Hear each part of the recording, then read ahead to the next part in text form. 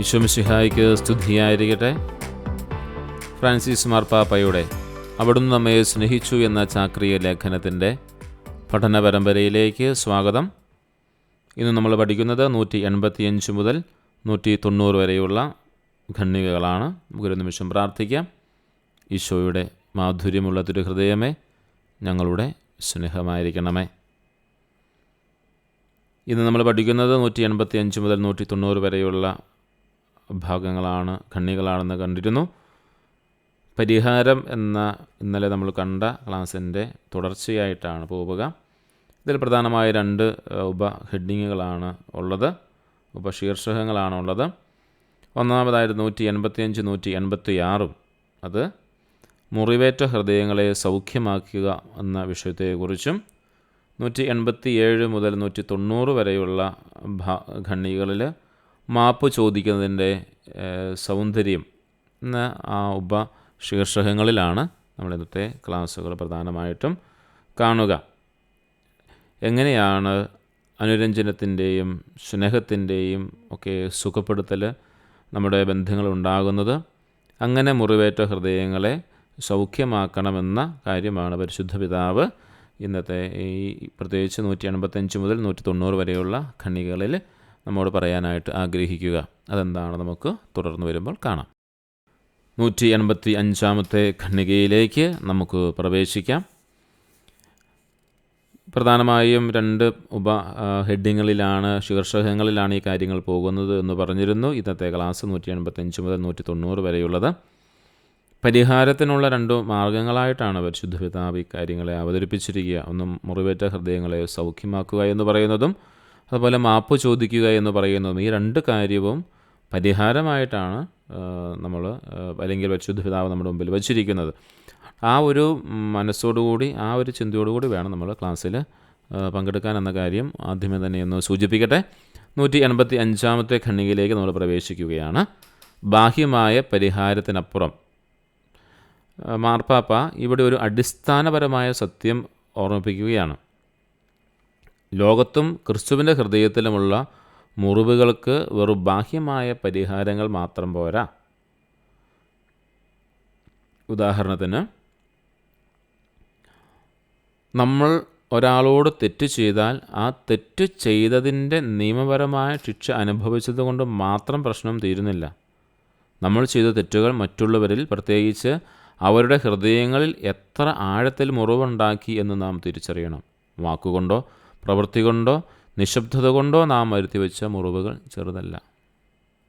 വ്യക്തിപരമായ തെറ്റുകൾ മാത്രമല്ല, നമ്മുടെ സമൂഹം, രാഷ്ട്രം, ലോകം എന്നിവയിലുണ്ടാക്കിയ ദ്രോഹങ്ങളും ഇതിൽപ്പെടുന്നുണ്ട്. ചരിത്രത്തിൽ നടന്ന യുദ്ധങ്ങൾ, അനീതികൾ, ചൂഷണങ്ങൾ എന്നിവയെല്ലാം ലോകത്തിൻ്റെ ഹൃദയത്തിൽ ആഴത്തിലുള്ള മുറിവുകൾ ഉണ്ടാക്കിയിട്ടുണ്ട്.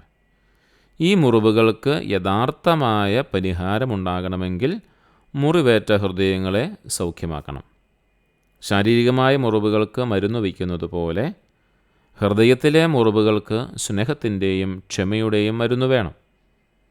ഏറ്റവും ആഴമേറിയ ദ്രോഹം എവിടെ നിന്നാണോ നടന്നത്, അല്ലെങ്കിൽ എവിടെയാണോ നടന്നത്, അവിടെയായിരിക്കും ഏറ്റവും കൂടുതൽ വേദനയും മുറിവും ഉണ്ടാകുന്നത്. അവിടെയാണ് ഏറ്റവും അധികം ശ്രദ്ധയും സ്നേഹവും ആവശ്യമായിരിക്കുന്നത്. വളരെ വ്യക്തമായിട്ടാണ് പരിശുദ്ധ പിതാവ് ഈ കാര്യം നമ്മെ പഠിപ്പിച്ചിരിക്കുന്നത്. ബാഹ്യമായൊരു പരിഹാരം മാത്രം പോരാ, അതിനപ്പുറം വേദനിക്കുന്ന ഹൃദയങ്ങളിൽ സ്നേഹവും ശ്രദ്ധയും കൊടുത്തുകൊണ്ട് അവിടെ ഒരു പരിഹാരം ചെയ്യണമെന്ന് പരിശുദ്ധ പിതാവ് പറയുകയാണ്.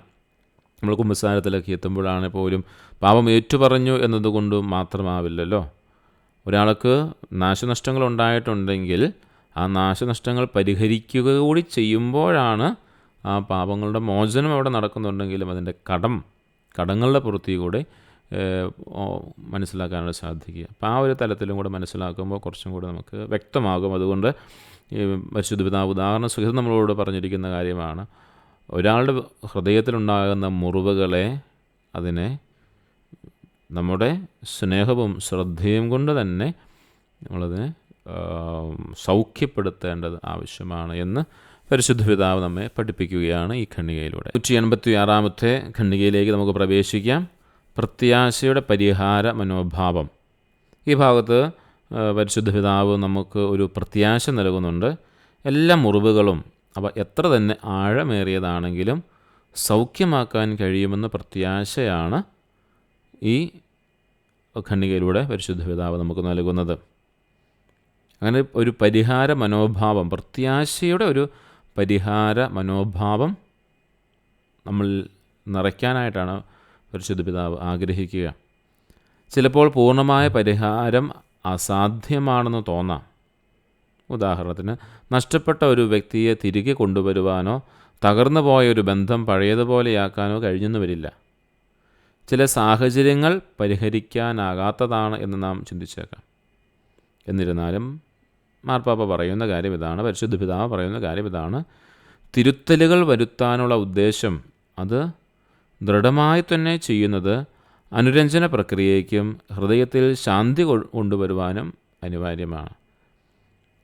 നമ്മുടെ ചില പ്രവർത്തികൾ കൊണ്ട്, സംസാരം കൊണ്ട് ഒക്കെ ചില ബന്ധങ്ങളൊക്കെ നമുക്ക് നഷ്ടപ്പെട്ടു പോയെങ്കിൽ ആ വ്യക്തിയെ തിരികെ കൊണ്ടുവരിക അത്ര എളുപ്പമുള്ള കാര്യമെന്നല്ല. പക്ഷേ തിരുത്തലുകൾ വരുത്തുവാനുള്ള നമ്മുടെ ഉദ്ദേശം, അനുരഞ്ജനം പെടുവാനുള്ള നമ്മുടെ പ്രവർത്തികൾ, അത് നമ്മുടെ ഹൃദയത്തിൽ ഒരു പരിഹാര മനോഭാവം, പ്രത്യാശയുടെ പരിഹാര മനോഭാവം കൊണ്ടുവരുമെന്ന് പറയുകയാണ്. നഷ്ടപ്പെട്ടതൊന്നും തിരികെ കൊണ്ടുവരുവാൻ കഴിഞ്ഞില്ലെങ്കിലും തെറ്റുതിരുത്താനുള്ള ആത്മാർത്ഥമായ ആഗ്രഹം നമ്മുടെ ഹൃദയത്തിൽ സമാധാനം കൊണ്ടുവരുമെന്നാണ് പറയുന്നത്. വളരെ വ്യക്തമായിട്ട് പറയാം. അതാണ് പ്രത്യാശയുടെ പരിഹാര മനോഭാവം എന്ന് പറയുന്നത്. ഒരു വ്യക്തി നമ്മുടെ വാക്കുകളാൽ മുറിഞ്ഞ് നമ്മളിൽ നിന്നും അകന്നുപോയി, ബന്ധം ഉപേക്ഷിച്ചും അകന്നുപോയി എന്ന് വിചാരിക്കുക.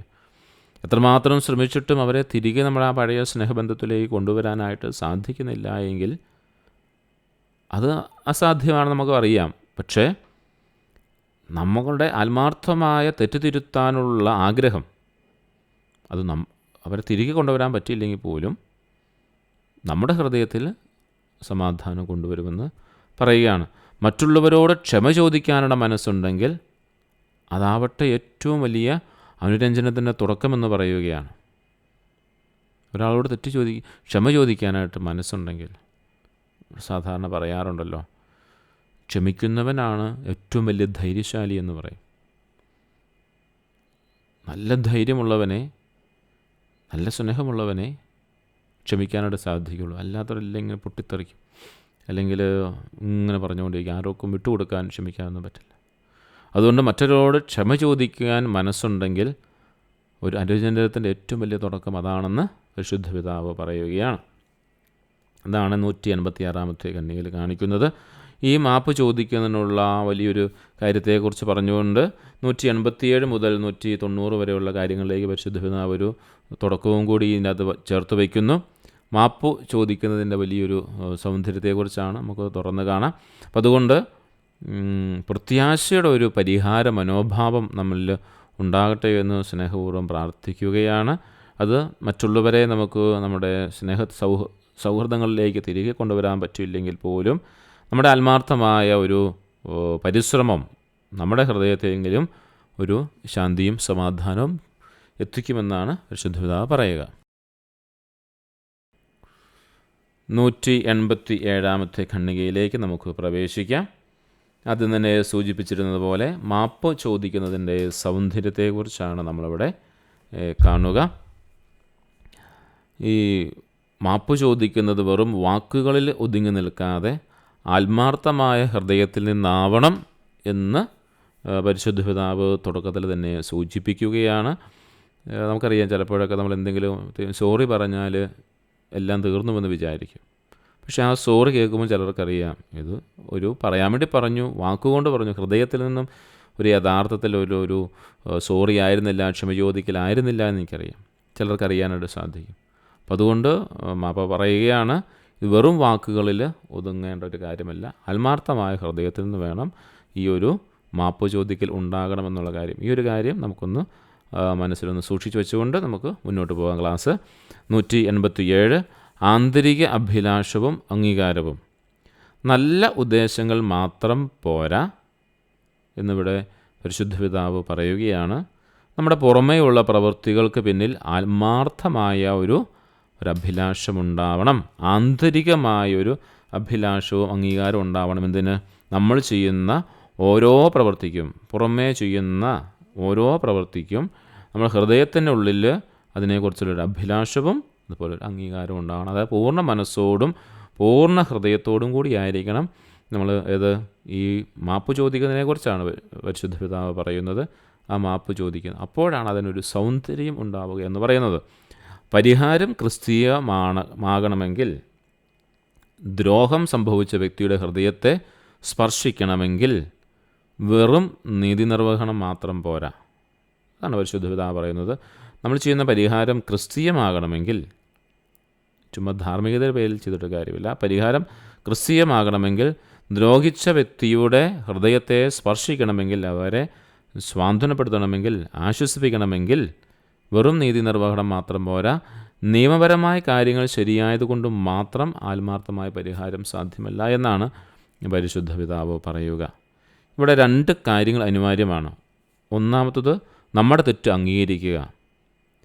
നാം തെറ്റു ചെയ്തു എന്ന് ആത്മാർത്ഥമായി സമ്മതിക്കുക. ഇത് ലജ്ജിക്കാനുള്ള കാര്യമല്ല, മറിച്ച് ശക്തിയുടെ അടയാളമാണ്. എനിക്ക് തെറ്റുപറ്റിപ്പോയി എന്ന് പറയാനായിട്ട് നമുക്ക് സാധിക്കണം. അതൊരു ശക്തിയുടെ അടയാളമാണ്. ഒരിക്കലും അത് ലജ്ജിക്കാനുള്ള കാര്യമല്ല. മനുഷ്യർക്കാണ് തെറ്റുപറ്റാം. മാപ്പ് ചോദിക്കുക എന്നുള്ള 2ാമത്തെ കാര്യം. തെറ്റ് പറ്റിയവരോട് ആത്മാർത്ഥമായി ക്ഷമ ചോദിക്കുക. ക്ഷമ ചോദിക്കാൻ നമുക്ക് സാധിക്കണം. ആദ്യം നമ്മുടെ തെറ്റ് അംഗീകരിച്ചാലേ നമുക്ക് ക്ഷമ ചോദിക്കാനായിട്ട് സാധിക്കുകയുള്ളൂ. ഞാൻ ചെയ്തത് 100% ശരിയാണെന്ന് വിശ്വസിച്ചുകൊണ്ടിരുന്ന ക്ഷമ ചോദിക്കാൻ പറ്റില്ലല്ലോ. അപ്പം അതുകൊണ്ട് പരിശുദ്ധ പിതാവ് പറയുന്നത്, ഈ മാപ്പ് ചോദിക്കുന്നതിൻ്റെ സൗന്ദര്യം ആസ്വദിക്കണമെങ്കിൽ ഒന്ന് നമ്മൾ തെറ്റ് അംഗീകരിക്കണം, ആത്മാർത്ഥമായി അംഗീകരിക്കണം. അത് ശക്തിയുടെ അടയാളമാണെന്ന് പറയുന്നു. 2ാമത്തത് മാപ്പ് ചോദിക്കുക. നമ്മുടെ സഹോദരനോടോ സഹോദരിയോടോ ചെയ്ത തെറ്റ് ആത്മാർത്ഥമായി അംഗീകരിക്കുന്നതിൽ നിന്നും സ്നേഹം വഞ്ചിക്കപ്പെട്ടു എന്ന് ആഴത്തിൽ തിരിച്ചറിയുന്നതിൽ നിന്നുമാണ് പരിഹാരം ചെയ്യുവാനുള്ള ആഗ്രഹം ഉണ്ടാകുന്നത്. മറ്റൊരാളുടെ വികാരങ്ങളെ നമ്മൾ മുറിപ്പെടുത്തി എന്ന തിരിച്ചറിവാണ് മാറ്റത്തിലേക്കുള്ള ആദ്യത്തെ ചുവടുവയ്പ് എന്ന് പറയുന്നത്. മറ്റൊരാളുടെ വികാരങ്ങൾക്ക്, മറ്റൊരാളുടെ മനസ്സിനെ, ഹൃദയത്തെ മുറിപ്പെടുത്തി എന്ന് തിരിച്ചറിയുമ്പോൾ മാത്രമേ നമ്മൾ ചെയ്ത തെറ്റാണ് നമുക്ക് അംഗീകരിക്കാൻ സാധിക്കുകയുള്ളൂ. അപ്പോൾ നമുക്ക് മാപ്പ് ചോദിക്കാനായിട്ട് സാധിക്കുകയുള്ളൂ. അതുകൊണ്ട് 187-ാമത്തെ ഖണ്ഡികയിൽ പറയുന്നുണ്ട്, ഈ 2 കാര്യം നമ്മൾ ചെയ്യുമ്പോഴും, നമുക്ക് തെറ്റ് അംഗീകരിച്ചുകൊണ്ട് മാപ്പ് ചോദിക്കുമ്പോഴും പരിശുദ്ധ പിതാവ് പറയുകയാണ്, ഇവിടെ ആന്തരികമായൊരു അഭിലാഷവും അംഗീകാരവും ഉണ്ടാകണം. നമുക്ക് ബുദ്ധി കൊണ്ട് വേണേൽ നമ്മൾ തെറ്റ് അംഗീകരിക്കാം, ചുമ്മാ ഒന്ന് ചോദിക്കാം. അവിടെ ഒരു മാപ്പ് ചോദിക്കലുണ്ട്, പക്ഷേ അത് കൃപയിലേക്ക് വരില്ല, അതായത് ക്രിസ്തീയമാകില്ല. ഈ ചോദിച്ച അല്ലെങ്കിൽ ആ വ്യക്തിയെ, ആരോടാണോ നമ്മൾ മാപ്പ് ചോദിക്കുന്ന ആ വ്യക്തിയുടെ ഹൃദയത്തെ സ്പർശിക്കാനും സാധിക്കില്ല. അതുകൊണ്ട് മാപ്പ് ചോദിക്കുന്നുണ്ടെങ്കിൽ ഈ 2 തലത്തിൽ വേണം ചോദിക്കാനെന്ന് പരിശുദ്ധ പിതാവ് നമ്മോട് പറയുന്നു. തെറ്റ് അംഗീകരിച്ചുകൊണ്ട് മാപ്പ് ചോദിക്കുക. പക്ഷേ അത് ക്രിസ്തീയമാകണമെങ്കിൽ അത് ഉള്ളിൽ നിന്നും വരണം, അതിന് ആന്തരിക അഭിലാഷം ഉണ്ടാവണം എന്ന കാര്യം കൂടി പരിശുദ്ധ പിതാവ് സൂചിപ്പിക്കുകയാണ്. അതുപോലെ 188-ാമത്തെ ഖണ്ഡികയിലേക്ക് വരുമ്പോൾ അതിനെക്കുറിച്ചുള്ള കുറച്ചും കൂടി ആഴത്തിലുള്ള കാര്യങ്ങൾക്ക് മനസ്സിലാക്കാൻ സാധിക്കും. നമുക്ക് അടുത്ത ഖണ്ഡികയിലേക്ക് പോകാം. 188-ാമത്തെ ഖണ്ഡികയിലേക്ക് നമുക്ക് പ്രവേശിക്കാം. മാനുഷിക അന്തസ്സിനെ അപമാനിക്കാത്ത അംഗീകാരം. അത് വളരെ മനോഹരമായൊരു ചിന്തയാണ്. അപമാനിക്കാത്ത മാനുഷികമായ ഒരു മനുഷ്യൻ്റെ അന്തസ്സിനെ അപമാനിക്കാതെ കൊടുക്കുന്ന ഒരു അംഗീകാരമാണ് മാപ്പ് ചോദിക്കുക എന്ന് പറയുന്നത്. നമ്മുടെ തെറ്റുകൾ മറ്റുള്ളവരുടെ മുമ്പിൽ അംഗീകരിക്കുന്നത് നമ്മുടെ അന്തസ്സിനെ കുറച്ചു കാണുന്നതിന് തുല്യമാണെന്ന് നാം ചിന്തിക്കരുതെന്ന് മാർപ്പാപ്പ നമ്മെ ഓർമ്മപ്പെടുത്തുകയാണ്. നമ്മുടെ തെറ്റുകൾ മറ്റുള്ളവരുടെ മുമ്പിൽ അംഗീകരിക്കുന്നതിന് അത് ഒരു അന്തസ്സിൻ്റെ കുറവാണെന്ന് ചിന്തിച്ചുകൊണ്ട് നമ്മളിങ്ങനെ ന്യായീകരണം പറഞ്ഞുകൊണ്ടിരിക്കും. അതുകൊണ്ടാണ്, അങ്ങനെ ഒരു സാഹചര്യം വന്നതുകൊണ്ടാണ്, ഞാൻ സത്യത്തിൽ അങ്ങനെ വിചാരിച്ചതല്ല, ഇങ്ങനെ പല ന്യായീകരണങ്ങളും നമ്മൾ പറയുകയാണ്. അതിന് പകരം മാർപ്പാപ്പ പറയുന്നു, ഇതൊരു കുറച്ച് കാണലാണെന്ന് ചിന്തിക്കരുത്. നമുക്ക് തെറ്റുപറ്റിയെന്ന് അംഗീകരിക്കണം എന്ന് തന്നെയാണ്. നമ്മൾ നമ്മളെ തന്നെ വഞ്ചിക്കുന്നത് അവസാനിപ്പിക്കണം എന്നാണ് പരിശുദ്ധ പിതാവ് പറയുക. തെറ്റു ചെയ്തിട്ടില്ലെന്ന് സ്വയം വിശ്വസിക്കുന്നത് ഹൃദയത്തിന് ശാന്തി നൽകില്ല. വളരെ കൃത്യമായിട്ട് പരിശുദ്ധ പിതാവ് പറയുകയാണ്, സ്വയം നമ്മൾ വഞ്ചിക്കരുത്. തെറ്റ് ചെയ്തിട്ട് തെറ്റ് ചെയ്തില്ല എന്ന് നമ്മൾ പറഞ്ഞു നടക്കുമ്പോൾ നമ്മുടെ ഹൃദയത്തിനൊരു സമാധാനവും ശാന്തി ലഭിക്കില്ല എന്ന് പറയുകയാണ്. പാപത്താൽ നശിപ്പിക്കപ്പെട്ട നമ്മുടെ ഭൂതകാലത്തെ അംഗീകരിക്കണം. പ്രത്യേകിച്ച് അത് നമ്മുടെ സഹോദരീ സഹോദരന്മാർക്കുണ്ടാക്കിയ മുറിവിനെ അംഗീകരിക്കുകയാണ് എന്ന് നമ്മൾ ചിന്തിക്കണം. നമ്മുടെ പഴയകാല ജീവിതത്തിൽ പഴയ നാളുകളിൽ സംഭവിച്ചു പോയ എല്ലാ പാപത്താൽ നശിപ്പിക്കപ്പെട്ട എല്ലാ കാര്യത്തെയും നമ്മൾ തിരിച്ചറിയണം. പ്രത്യേകിച്ച് നമ്മുടെ സഹോദരങ്ങൾക്ക് അങ്ങനെ മുറിവുണ്ടായിട്ടുണ്ടെങ്കിൽ അതിനെ അംഗീകരിക്കണം. നമ്മൾ മാപ്പ് ചോദിച്ച് തിരികെ വരണം.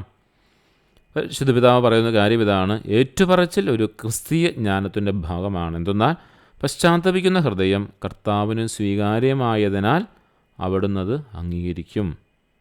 നമ്മുടെ തെറ്റുകൾ ഏറ്റുപറയുന്നത് ദൈവത്തിന് പ്രിയപ്പെട്ടതാണ്. കാരണം അത് താഴ്മയുടെയും അനുതാപത്തിൻ്റെയും അടയാളമാണ്.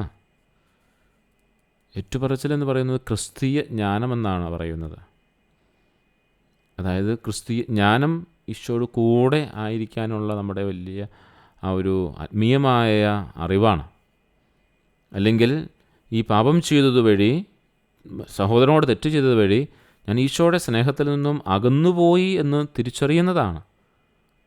അതുകൊണ്ട് ഈ ഏറ്റുപറച്ചിൽ, മാപ്പ് ചോദിക്കൽ, ഇതൊക്കെ ഒരു ക്രിസ്തീയ ജ്ഞാനത്തിൻ്റെ ഭാഗമാണ്. എല്ലാവർക്കും പഠിച്ചിരിക്കുന്ന കാര്യമാണ്. അനുതപിക്കുന്ന പാപികളെക്കുറിച്ച് സ്വർഗത്തിൽ സന്തോഷമുണ്ടാവും. പശ്ചാത്താപിക്കുന്ന ഹൃദയം കർത്താവിന് സ്വീകാര്യമാണ്. അതിനാൽ ഒരു ആത്മാർത്ഥമായൊരു പശ്ചാത്താപത്തോടു കൂടിയുള്ളൊരു ക്ഷമ ചോദിക്കലാണ് എങ്കിൽ ആ തെറ്റുകൾ നമ്മൾ ഏറ്റുപറയുമ്പോൾ ദൈവത്തിന് നമ്മൾ പ്രിയപ്പെട്ടവരായി മാറും. അതുകൊണ്ടാണ് പറയുന്നത്, ഈശോ തന്നെ പറഞ്ഞ കാര്യം, ഞാൻ ഈ ലോകത്തിലേക്ക് വന്നത് പാപികളെ രക്ഷിക്കാൻ വേണ്ടിയാണ്, പാപികളെ തേടിയാണ് വന്നത്. 99 മാലയിൽ ഉപേക്ഷിച്ച് നഷ്ടപ്പെട്ടു പോയ ഒന്നിനെ തേടി വരുന്ന നല്ല ഇടയൻ്റെ ചിത്രമൊക്കെ നമ്മുടെ മനസ്സിലുണ്ടല്ലോ. അതുകൊണ്ട് അനുദപിച്ചാൽ അവിടെ താഴ്മയുടെയും അനുതാപത്തിൻ്റെയും വലിയ അടയാളങ്ങൾ ഉണ്ടാവും. നമ്മൾ തന്നെ ശൂന്യനാക്കിയവൻ നമ്മളും ഈ അംഗീകരിക്കലും തെറ്റുകളേറ്റു പറയുകയും ചെയ്യുമ്പോൾ നമ്മുടെ ആ ഒരു താഴ്മയെയും അനുതാപത്തിൻ്റെ ഭാവത്തെയും ഒക്കെ ഈശോയ്ക്ക് മനസ്സിലാക്കാനായിട്ട് സാധിക്കും. അതുകൊണ്ട് വെറും വാക്കുകളിലൂടെയല്ല, നമ്മുടെ യഥാർത്ഥമായ ആന്തരിക ഭാവത്തോടുകൂടി നമ്മൾ തെറ്റേറ്റു പറഞ്ഞാൽ നമ്മുടെ അന്തസ്സിനെ മാനിക്കുന്ന വിധത്തിലുള്ള അംഗീകാരം തമ്പുരാൻ നൽകുമെന്ന് തന്നെയാണ് പരിശുദ്ധ പിതാവ് പറഞ്ഞു വയ്ക്കുക. അതായത് ഞാൻ എൻ്റെ കൂടെ ഉള്ളൊരു സഹോദരൻ്റെ മാനുഷിക അന്തസ്സിനെ അപമാനിച്ചിട്ടുണ്ട് എങ്കിൽ ഞാൻ അവനോട് തെറ്റ് പറയുമ്പോൾ, അല്ലെങ്കിൽ ക്ഷമ പറയുമ്പോൾ, മാപ്പ് ചോദിക്കുമ്പോൾ ആ ചോദിക്കുന്ന ഭാവത്തോടു കൂടി എൻ്റെ അന്തസ്സ് കുറഞ്ഞു പോവുകയല്ല, എൻ്റെ അന്തസ്സിനെ കൂടി തമ്പുരാൻ ഉയർത്തിക്കൊണ്ടുവരും. അത് സമൂഹത്തിലായാലും ശരി, സഭയിലായാലും ശരി, എവിടെയായാലും ശരി. അപ്പം അതുകൊണ്ട് 188 കന്യകയുടെ ആ വലിയൊരു കൃപ നമുക്കുണ്ടാകാനായിട്ട് നമുക്ക് പരിശ്രമിക്കുകയും പ്രാർത്ഥിക്കുകയും കൂടി ചെയ്യാം. 189 ഖണ്ഡികയിലേക്ക് നമുക്ക് പ്രവേശിക്കാം. ക്ഷമ ചോദിക്കുന്നതിൻ്റെ സൗന്ദര്യം. നമ്മുടെ സഹോദരീ സഹോദരന്മാരോട് ക്ഷമ ചോദിക്കുന്നതാണ് പരിഹാരം ചെയ്യുന്നതിനുള്ള ഒരു പ്രധാന രീതി. ഇത് നമ്മുടെ മാനുഷികമായ ദൗർബല്യങ്ങൾക്കിടയിലും വലിയ കുലീനത പ്രകടമാക്കുന്നുണ്ട് എന്ന്. ക്ഷമ ചോദിക്കാൻ വലിയ ധൈര്യം വേണം. നമ്മൾ ആദ്യം തന്നെ പറഞ്ഞിരുന്നു. നമ്മുടെ സഹോദരങ്ങളോട് ക്ഷമ ചോദിക്കുന്നത് ഒരു പരിഹാരം ചെയ്യാനുള്ളൊരു രീതി തന്നെയാണ്. ഏറ്റവും ആദ്യത്തെ ഭാഗം അതാണ്, ക്ഷമ ചോദിക്കുക എന്നുള്ളതാണ്. ഇത് നമ്മുടെ മാനുഷിക ദൗർബല്യങ്ങൾക്കിടയിലും വലിയ കുലീനത പ്രകടമാക്കുമെന്നാണ് പരിശുദ്ധ പിതാവ് പറയുന്നത്. അതായത് ധൈര്യമുള്ളവന് മാത്രമേ ക്ഷമ ചോദിക്കാൻ സാധിക്കുകയുള്ളൂ. ഉയർന്ന ചിന്തയുള്ളവന് മാത്രമേ, അതായത് ദൈവികമായ ചിന്തയുള്ളവന് മാത്രമേ ക്ഷമ ചോദിക്കാൻ സാധിക്കുകയുള്ളൂ. ക്ഷമ ചോദിക്കുന്നത് ബന്ധങ്ങൾ സൗഖ്യപ്പെടുത്താനുള്ള മാർഗമാണ്. അത് സംഭാഷണങ്ങൾ പുനരാരംഭിക്കാനും സാഹോദര്യ സ്നേഹം പുനഃസ്ഥാപിക്കുവാനുമുള്ള ഇച്ഛാശക്തി അവിടെ കാണിക്കുകയാണ്. ബന്ധങ്ങൾ സൗഖ്യപ്പെടുത്താനുള്ളൊരു മാർഗമാണ് ക്ഷമ ചോദിക്കുന്നത്. ക്ഷമ ചോദിച്ചാൽ എല്ലാ വിധത്തിലും ഒരു സമാധാനമുണ്ടാവും. ആ വ്യക്തിയുമായുള്ള നമ്മുടെ ബന്ധത്തിൽ സംഭാഷണങ്ങൾ പുനരാരംഭിച്ചുകൊണ്ടൊരു സാഹോദര്യ സ്നേഹം, നമ്മൾ ഇന്നലെ കണ്ട ക്ലാസ്സിൽ പറഞ്ഞല്ലോ, ഈശോയുടെ തിരുഹൃദയത്തോടുള്ള സ്നേഹം വ്യക്തിപരമായി എന്നിൽ തന്നെ നിൽക്കാതെ അത് സഹോദരങ്ങളിലേക്ക് ആ സ്നേഹത്തെ കൊണ്ടുപോകാനായി നമുക്ക് സാധിക്കണം. ഇവിടെ തെറ്റ് ചെയ്യുമ്പോൾ, ഒരു സഹോദരനെ മുറിവേൽപ്പിക്കുമ്പോൾ ഈശോയുടെ ഈ സ്നേഹം കൊടുക്കുന്നതിന് പകരം ഞാൻ ഈശോയുടെ സ്നേഹം അവരിലേക്ക് കടന്നു ചെല്ലുന്നതിനെ ഞാൻ തടസ്സം നിൽക്കുകയാണ് ചെയ്തത്. അപ്പം അതിനെ ഓർത്ത് നമുക്ക് ക്ഷമ ചോദിക്കാൻ സാധിക്കണം. അപ്പോൾ അവിടെ ഒരു സൗഖ്യപ്പെടലിൻ്റെ വലിയൊരു കൃപയുണ്ടാവും. അതുകൊണ്ടാണ് ഇതിൻ്റെ പരിഹാരം എന്ന് പറയുന്നതിൻ്റെ കാര്യം ഇതാണ്. അല്ലാതെ നമ്മൾ ഉപവസിക്കാൻ ഒന്നുമല്ല തമ്പുരാൻ ഇവിടെ പറയുന്നത്. ഒരു ക്ഷമ ചോദിക്കുക, അതാണല്ലോ നമുക്ക് സാധിക്കാതെ പോകുന്നു അല്ലേ. വ്യക്തിപരമായി നമുക്ക് എന്തും ചെയ്യാനായിട്ട് സാധിക്കും. ഈശോ നമ്മെ പഠിപ്പിക്കുന്ന കാര്യം, അല്ലെങ്കിൽ പരിശുദ്ധ പിതാവ് ഈശോയുടെ സ്നേഹത്തെക്കുറിച്ച് പറഞ്ഞ് പഠിപ്പിക്കുമ്പോൾ ഇന്നലെ നമ്മൾ കണ്ട കാര്യം ഇതാണ്. സ്നേഹം വ്യക്തിപരമായി മാത്രം നിൽക്കരുത്, ജീവൻ്റെ ഉറവയായി കവിഞ്ഞൊഴുകണം, സഹോദരങ്ങളോട് ചെല്ലണം, എങ്കിലേ ഒരു പൂർണ്ണതയുണ്ടാവുകയുള്ളൂ. അങ്ങനെയെങ്കിൽ ഈ ക്ഷമ ചോദിക്കലെന്ന് പറയുന്നത് ഈശോയുടെ സ്നേഹം മറ്റുള്ളവരേക്ക് കൊടുക്കുന്നത് തന്നെയാണ്. അപ്പോൾ അവിടെ ഈ സ്നേഹം, സാഹോദര്യ സ്നേഹം പുനഃസ്ഥാപിക്കാനായിട്ട് സാധിക്കും. അത് നമ്മുടെ സഹോദരിയുടെയോ സഹോദരൻ്റെ ഹൃദയത്തെ സ്പർശിക്കും, ആശ്വാസം കൊണ്ടുവരികയും നാം അഭ്യർത്ഥിച്ച ക്ഷമ സ്വീകരിക്കാൻ അവന് പ്രചോദനമാവുകയും ചെയ്യും. അതുകൊണ്ട് ഒരാളുടെ ഹൃദയത്തെ സ്പർശിക്കുന്ന രീതിയിൽ നമുക്ക് ക്ഷമ ചോദിക്കാനായിട്ട് സാധിക്കണം. അതാണ് അതിൻ്റെ വലിയ സൗന്ദര്യമെന്ന് പറയുന്നത്. ഉണ്ടാക്കിയ ദ്രോഹം പൂർണ്ണമായിട്ടും പരിഹരിക്കാനാവതല്ലെങ്കിലും സ്നേഹം എപ്പോഴും പുനർജനിക്കും. അതായത് ഉണ്ടാക്കിയ ആഘാതം സഹനീയമായി മാറും, അതിൻ്റെ വേദനകൾ കുറയും. പൂർണ്ണമായിട്ടും പരിഹരിക്കാനൊന്നും പറ്റിയെന്ന് വരില്ല. പക്ഷേ ആ ഒരു ചെറിയ സ്നേഹം വീണ്ടും ആരംഭിക്കാൻ തുടങ്ങും. അതിൻ്റെ വേദനകളൊക്കെ സാരമില്ല, സഹനീയമായി മാറാനായിട്ട് തുടങ്ങും. ഞാൻ എന്നോട് അങ്ങനെ ചെയ്യാൻ പാടില്ലായിരുന്നു, ഞാൻ ചെയ്തു പോയെന്ന് പറയുമ്പോഴത്തേക്കും ആ വ്യക്തി നമ്മളോട് പറയുന്ന ഒരു അവസ്ഥ വരും, സാരമില്ലെന്നേ, നീ ഒരു പ്രത്യേക സാഹചര്യം അങ്ങ് ചെയ്തു പോയെന്ന് മാത്രമല്ലേ ഉള്ളൂ എന്ന് തിരിച്ചു നമ്മെ ആശ്വസിപ്പിക്കാൻ തുടങ്ങുന്ന അതാണ് പറഞ്ഞത് സ്നേഹം പുനർജനിക്കുമെന്ന് പറയുന്നതിൻ്റെ കാരണം. ചില മുറിവുകൾക്ക് പൂർണ്ണമായി ഉണങ്ങാൻ കഴിയില്ല എന്ന് നമ്മൾ തിരിച്ചറിയണം. പക്ഷേ സ്നേഹത്തിൻ്റെ സ്വാന്തനം ആ വേദനയെ സഹിക്കാവുന്ന വേദനയാക്കി മാറ്റും. അതാണ് ക്ഷമയോദിക്കുന്നതിൻ്റെ സൗന്ദര്യമെന്ന് പറയുന്നത്. നമ്മളൊരാളെ മുറിപ്പെടുത്താതിരിക്കാൻ ശ്രദ്ധിക്കുക. പക്ഷേ മുറിപ്പെട്ടു പോയാൽ, നമ്മുടെ ചില സാഹചര്യം കൊണ്ടോ നമ്മുടെ പ്രത്യേക അവസ്ഥ കൊണ്ടോ ഒക്കെ അങ്ങനെ ആയിപ്പോയാൽ, അത് ക്ഷമയോദിച്ച് ആ ബന്ധത്തെ സൗഖ്യപ്പെടുത്താനുള്ള മാർഗം നമ്മൾ കണ്ടുപിടുത്തണം. അത് വീണ്ടും ആ സ്നേഹത്തിലേക്ക്, സാഹോദര്യ സ്നേഹത്തിലേക്ക് തിരിച്ചു വരാനായിട്ട് സാധിക്കും. അങ്ങനെ നഷ്ടപ്പെട്ട നമ്മുടെ സഹോദരി ഹൃദയത്തെ സ്പർശിച്ചുകൊണ്ട് യഥാർത്ഥ ക്രിസ്തുവിൻ്റെ സ്നേഹത്തെ ഇരുവർക്കും അനുഭവിക്കാനായിട്ട് സാധിക്കും. ഈശോയുടെ സ്നേഹത്തിലാണ് ഇതെല്ലാം നമുക്ക് ചെയ്യാനായിട്ട് സാധിക്കുക. വേറൊന്നും നമ്മൾ ചോദിക്കേണ്ട ആവശ്യമില്ല, ചിന്തിക്കേണ്ട ആവശ്യമില്ല. എനിക്ക് ഒരു വ്യക്തിയോട് ക്ഷമിക്കാൻ പറ്റുന്നില്ല എങ്കിൽ കുറച്ച് സമയം കണ്ണടച്ചിരുന്ന് ഈശോ എന്നോട് ഓരോ ദിവസവും ഓരോ നിമിഷവും എത്രമാത്രം സ്നേഹത്തോടെ എന്നെ ക്ഷമിച്ച് തന്നോട് ചേർത്ത് നിർത്തുന്നുവെന്ന് ധ്യാനിച്ചാൽ മാത്രം മതി. അപ്പോൾ നമുക്ക് മറ്റുള്ളവരോട് പോയി ക്ഷമ ചോദിക്കാനായിട്ട് ഒരു ബുദ്ധിമുട്ടുണ്ടാവില്ല. 190 ഖണ്ഡികയിലേക്ക് നമുക്ക് പ്രവേശിക്കാം. ഈ ഭാഗത്ത് മാർപ്പാപ്പ അനുതാപമുള്ള ഹൃദയത്തിൻ്റെ പ്രാധാന്യത്തെക്കുറിച്ചാണ് പ്രത്യേകമായി പറയുക.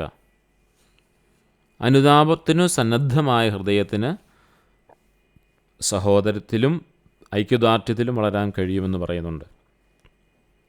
അല്ലെങ്കിൽ നമ്മൾ പിന്നോക്കം പോവുകയും നാം ദുർബലരാവുകയും ചെയ്യുമെന്ന് പരിശുദ്ധ പിതാവ് നമ്മെ പഠിപ്പിക്കുകയാണ്. നമ്മളിപ്പോൾ ഐക്യത്തെക്കുറിച്ചാണ് പറയുക. എവിടെ ചെന്നാലും അതെയാണല്ലോ. സഹോദരൻ നമ്മളുടെ ഐക്യത്തെക്കുറിച്ച് പറയും, കുടുംബ ഐക്യത്തെക്കുറിച്ച് പറയും, സാമുദായിക ഐക്യത്തെക്കുറിച്ച് പറയും. ഏത് തരത്തിലുള്ള ഐക്യമാണെങ്കിലും ശരി, അവിടെയെല്ലാം അനുതാപത്തിന് സന്നദ്ധമായൊരു ഹൃദയം ഉണ്ടാവേണ്ടത് ആവശ്യമാണ് എന്നാണ് പരിശുദ്ധ പിതാവ് പറയുന്നത്. അങ്ങനെ അനുതാപത്തിന് സന്നദ്ധമായൊരു ഹൃദയമുള്ളിടത്ത് അവിടെ സാഹോദര്യത്തിലും ഐക്യദാർഢ്യത്തിലുമൊക്കെ വളരാനായിട്ട് കഴിയും. ഇല്ലെങ്കിൽ നമ്മൾ പുറകോട്ട് പോകും. അത് ഏതു മേഖലയിലാണെങ്കിൽ പോലും നമുക്ക് പരിശോധിക്കാം ഏതെല്ലാം മേഖലകളിലാണ് നമ്മൾ പുറകോട്ട് പോകുന്നത്. അപ്പോൾ അവിടെയൊക്കെ ഒരു സാഹോദര്യവും ഐക്യവുമൊക്കെ ഉണ്ടാകാനായിട്ട് അനുതാപത്തിന് സന്നദ്ധമായൊരു ഹൃദയം ഉണ്ടാവണം. ക്ഷമ ചോദിക്കണമെങ്കിൽ ക്ഷമ ചോദിക്കണം, ക്ഷമ കൊടുക്കേണ്ടതെങ്കിൽ ക്ഷമ കൊടുക്കണം. ദൈവസാന്നിധ്യത്താൽ ആരാധന ഭാവത്തോടും ആശ്ചര്യഭാവത്തോടും കൂടിയ നമ്മുടെ പ്രാർത്ഥന ലളിതവും ആഴവുമായതിനാൽ നമ്മൾ വളരുകയും പക്വത പ്രാപിക്കുകയും ചെയ്യും. നമ്മോട് തന്നെയുള്ള അടുപ്പം കുറയുകയും ക്രിസ്തുവിലേക്ക് കൂടുതൽ ചേർന്നിരിക്കുകയും ചെയ്യും. അങ്ങനെ വരുമ്പോഴേ നമുക്ക് ക്ഷമിക്കുവാനും അംഗീകരിക്കുവാനും യഥാർത്ഥമായൊരു അനുതാപം ഉണ്ടാവുകയും ഐക്യപ്പെടുവാനായിട്ട് സാധിക്കുകയുള്ളൂ. ക്രിസ്തുവുമായിട്ടും സഹോദരങ്ങളുമായിട്ടും ഐക്യപ്പെടാനായിട്ട് നമുക്ക് സാധിക്കുകയുള്ളൂ. ആത്മാവിൽ ദരിദ്രരാവുക വഴി നാം ദൈവത്തിന് പ്രിയപ്പെട്ടവരായ ദരിദ്രരോട് കൂടുതൽ അടുക്കും. അതാണ് ഏറ്റവും പ്രധാനപ്പെട്ട കാര്യം എന്ന് പറയുന്നത്. ആത്മാവിൽ നമ്മൾ ദരിദ്രരാകുമ്പോൾ നാം ദൈവത്തിന് പ്രിയപ്പെട്ടവരായ ദരിദ്ര ജീവിതങ്ങളോട് നമുക്ക് കൂടുതൽ ചേർന്നിരിക്കാൻ സാധിക്കും. നമ്മുടെ കുറവുകളെയും പാപങ്ങളെയും അംഗീകരിക്കുമ്പോൾ നാം താഴ്മയുള്ളവരാകും. ഈ താഴ്മയാണ് യഥാർത്ഥ പരിഹാരത്തിലേക്ക് നമ്മെ നയിക്കുന്നത്. ഹൃദയത്തിൽ പശ്ചാത്താപം നിറയുമ്പോൾ ലോകത്തിലെ എല്ലാ പാപികളോടും ഒരു സാഹോദര്യ മനോഭാവം നമ്മുടെ ഹൃദയത്തിൽ നമുക്ക് അനുഭവിക്കാനായിട്ട് സാധിക്കും. ഹൃദയത്തിൽ പശ്ചാത്താപം നിറയുമ്പോൾ മറ്റുള്ളവരെ കൂടി നമുക്ക് നമ്മുടെ സഹോദരനാണ്, ദൈവത്തിൻ്റെ പുത്രനാണ് ഇവനും, അല്ലെങ്കിൽ ദൈവത്തിൻ്റെ പുത്രിയാണ് ഇവളെന്നും നമുക്ക് തിരിച്ചറിയാനായിട്ട് സാധിക്കും. ഒരു സാഹോദര്യ മനോഭാവം നമ്മുടെ ഹൃദയത്തിൽ നമുക്ക് അനുഭവിക്കാനായിട്ട് സാധിക്കും. അപ്പോൾ ഉന്നതരാണെന്നോ കാർക്കശ്യമായ വിധിയൊക്കെ അതൊക്കെ നമുക്ക് വേണ്ടാന്ന് വെക്കാൻ സാധിക്കും. ഞാൻ ഉയർന്ന തലത്തിൽ ജീവിക്കുന്നവനാണ്, ഉന്നതനാണ്, അധികാരഭാവത്തിരിക്കുന്നവനാണ്, കൂടുതൽ സമ്പത്തുള്ളവനാണ്, കൂടുതൽ അങ്ങനെ കുറേ ഉള്ളവനാണ്, ഒരു കാർക്കശ്യമായ വിധി അതൊക്കെ നമുക്ക് ഉപേക്ഷിക്കാനായിട്ട് സാധിക്കും. ഉന്നതരാണെന്നുള്ളൊരു ഭാവവും കാർക്കശ്യമായ വിധിയൊക്കെ നമുക്ക് ഉപേക്ഷിക്കാനായിട്ട് സാധിക്കും. മറ്റുള്ളവരെ വിധിക്കുന്നതിന് പകരം അവരോട് സ്നേഹവും അനുകമ്പയൊക്കെ നമുക്ക് തോന്നും. ഇതൊക്കെ നമ്മൾ മുൻ ക്ലാസ്സുകളിൽ മനസ്സിലാക്കിയ കാര്യമാണ്. യഥാർത്ഥ പശ്ചാത്താപം ഉണ്ട് എങ്കിൽ, ഒരു പരിഹാര മനോഭാവം ഉണ്ട് എങ്കിൽ മറ്റുള്ളവരെ കൂടി നമുക്ക് ചേർത്ത് നിർത്താനായിട്ട് സാധിക്കും. വിധിക്കുന്നതിന് പകരം അവരോട് സ്നേഹവും അനുകമ്പയും തോന്നും. ഈശോ ഏറ്റവും വലിയൊരു മാതൃക നമുക്ക് കാണിച്ചിട്ടുണ്ട് കുരിശിലല്ലേ. ഒരു തെറ്റും ചെയ്യാതിരുന്നവൻ ഈശോ വിളിച്ചു പറയുകയാണ്, ഇവർ ചെയ്യുന്നത് എന്തെന്ന് ഇവരറിയുന്നില്ല, ഇവരോട് ക്ഷമിക്കണമേ എന്ന്. അതുപോലെയൊക്കെ പ്രാർത്ഥിക്കാൻ പറ്റിയില്ലെങ്കിൽ പോലും എന്നോട് ക്ഷമിക്കണമേ എന്ന് പറയുമ്പം ക്ഷമിക്കാനുള്ളൊരു മനസ്സെങ്കിലും നമുക്കുണ്ടാവേണ്ടത് ആവശ്യമാണ്. ഇല്ലെങ്കിൽ തെറ്റ് ചെയ്യപ്പെട്ടു എന്ന് മനസ്സിലാക്കുമ്പോൾ ക്ഷമ ചോദിക്കാനുള്ളൊരു മനസ്സെങ്കിലും നമുക്കുണ്ടാവേണ്ടത് ആവശ്യമാണ്. അതൊന്നും പറ്റിയില്ലെങ്കിൽ പോലും മറ്റുള്ളവർ വിധിക്കുന്നതൊന്നും നമുക്ക് നിർത്തുന്നത് നല്ലതാണ്. നമ്മൾ മറ്റുള്ളവർ വിധിക്കുന്നതിൻ്റെ കാരണം എന്താണെന്ന് ചോദിച്ചാൽ നമ്മുടെ ഹൃദയത്തിൽ പശ്ചാത്താപമൊന്നും ഇല്ലാത്തത് കൊണ്ടാണ്. നമ്മൾ പലപ്പോഴും പറയും അവർ പശ്ചാത്തപിക്കുന്നില്ല, അവർ വീണ്ടും അവരുടെ ഇഷ്ടം പോലെ നടക്കുകയാണ്, പിന്നെ നമ്മൾ എന്തിനാണ് അവരോട്, അതുകൊണ്ട് നമ്മൾ അവരെ വിധിക്കാൻ തുടങ്ങും. അങ്ങനെയല്ല. പരിശുദ്ധ പിതാവ് പറയുകയാണ്, ഹൃദയത്തിൽ പശ്ചാത്താപം നിറയുമ്പോൾ മാത്രമേ നമുക്കെല്ലാവരോടും വിധിക്കാതെ മുൻവിധിയില്ലാതെ സ്നേഹവും അനുകമ്പയൊക്കെ കാണിച്ചുകൊണ്ട് അവരെ നമുക്ക് നേടിയെടുക്കാനായിട്ട് സാധിക്കുകയുള്ളൂ. അനുതാപത്തിൽ നിന്നുണ്ടാകുന്ന ഐക്യദാർഢ്യബോധമാണ് അനുരഞ്ജനത്തിലേക്ക് നയിക്കുന്നത്.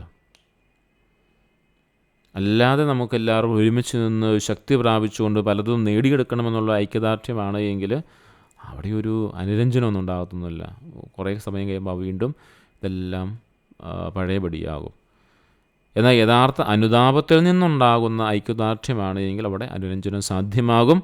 അത് പശ്ചാത്തപിക്കാൻ കഴിയുന്ന ഒരാൾക്ക് തൻ്റെ സഹോദരന്മാരുടെ വീഴ്ചകളിൽ ദേഷ്യമോ ഇടർച്ചയൊന്നും തോന്നില്ല. മറിച്ച് അവരുടെ പാപങ്ങളെ ഓർത്ത് വിലപിക്കുകയും അവരെ രക്ഷപ്പെടുത്താനായിട്ട് അവർക്ക് വേണ്ടി പ്രാർത്ഥിക്കുകയും ഈശോയുടെ കാരുണ്യം അവരുടെ മേൽ ചൊരിയാനായിട്ട് പ്രത്യേകമായി ആ തിരുഹൃദയത്തോട് ചേർന്നിരുന്നു കൊണ്ട് നമ്മൾ പ്രാർത്ഥിക്കുകയും ചെയ്യും.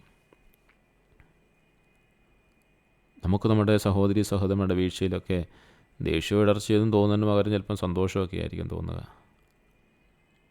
പലപ്പോഴും അങ്ങനെയാണല്ലോ. എൻ്റെ കൂടെ ഉള്ളവനൊന്ന് വീണ് കാണാൻ വേണ്ടി ആഗ്രഹിച്ച് നടക്കുന്ന ഇടർച്ച തോന്നുന്നു. എന്നിട്ട് നമ്മൾ മുൻ പറഞ്ഞതുപോലെ മറ്റുള്ളവരെ വിധിച്ചുകൊണ്ട് നമ്മൾ നടക്കും. ഇത് രണ്ടിൻ്റെ ഒരേ ഒരു കാര്യമാണ് പരിശുദ്ധ പിതാവ് പറയുന്നത്. ദേഷ്യം ഇടർച്ചയെന്ന് തോന്നുന്നത് മാത്രമല്ല, മറ്റൊരു വിധത്തിൽ നമുക്ക് തോന്നിയാൽ പോലും അത് ഹൃദയത്തിൽ അനുതാപമോ പശ്ചാത്താപമോ ഒന്നും ഇല്ലാത്തത് കൊണ്ട് തന്നെയാണ്. അതുകൊണ്ട് നമുക്ക് അവരോട് അനുരഞ്ജനപ്പെടാൻ സാധിക്കില്ല. പ്രത്യേകിച്ച് ചിലപ്പോൾ അവർ നമ്മെ വേദനിപ്പിച്ചിട്ടുള്ളവരായിരിക്കും. അതുകൊണ്ട് നമുക്ക് ഭയങ്കര സന്തോഷമായിരിക്കും അവരുടെ വീഴ്ചകളൊക്കെ കാണുമ്പോൾ. ഇവിടെയും പരിശുദ്ധ പിതാവ് പറയുന്ന കാര്യം ഇതാണ്: അനുതാപമില്ലാത്തത് കൊണ്ടാണ്, ഹൃദയത്തിൽ പശ്ചാത്താപമില്ലാത്തത് കൊണ്ടാണ് അവരെ നമുക്ക് വിധിക്കാൻ തോന്നുന്നത്.